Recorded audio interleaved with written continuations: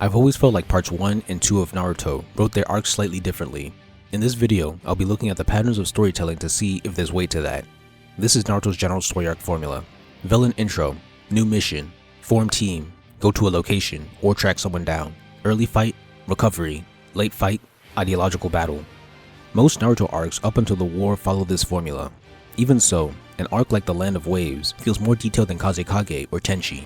The first thing that makes Waves stand out is the plot twist villain in Haku. This takes planning and effort to write, and no other part 2 arc has this. There is also a training scene in the middle of the arc during the recovery step.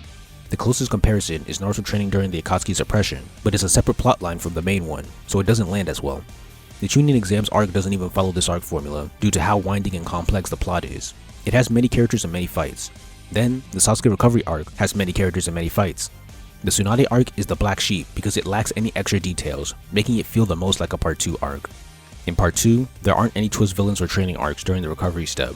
Most of the arcs just hit the necessary steps and call it a day. There are also less battles overall, and the fights have shorter lengths. The amount of characters who are fighting or relevant in each arc has dropped from before. Kazekage is like a party with Team Kakashi, Team Guy, Chiyo, and 4 Akatsuki members, but only Sakura, Chiyo, and Sasori really get down. The fights against Itachi and Kisame feel short compared to part 1. Deidara's fights with Gaara, Team 7, and Sasori vs Kankuro all feel the same way. Tenchi basically has 4 heroes and 3 villains for the entire arc.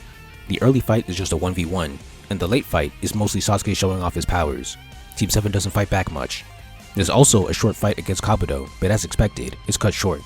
Akatsuki suppression has 2 fights, and they boil down to Team Asuma versus the Akatsuki duo, with the late fight having the assist from Naruto. Essentially a 4v2 both times.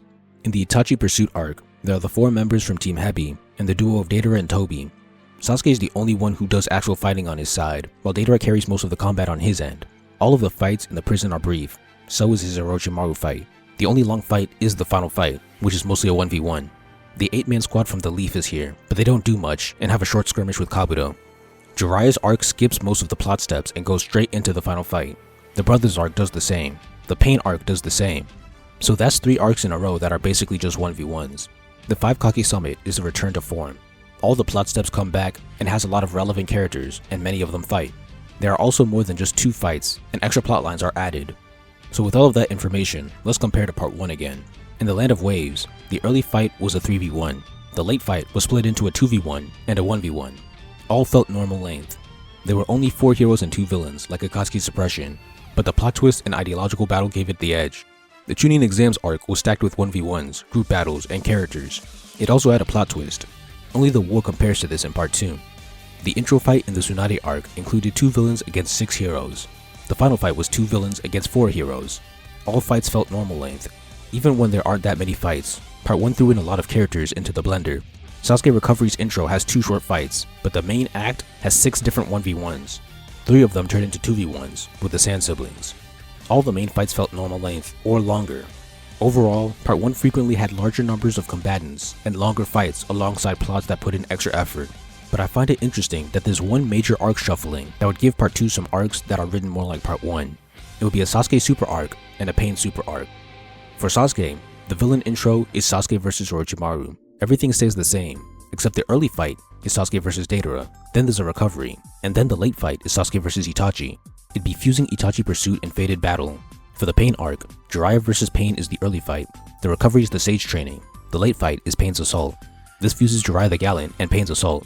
I think this would increase the legendary status of all of these arcs. Some of the short fight problems would still exist.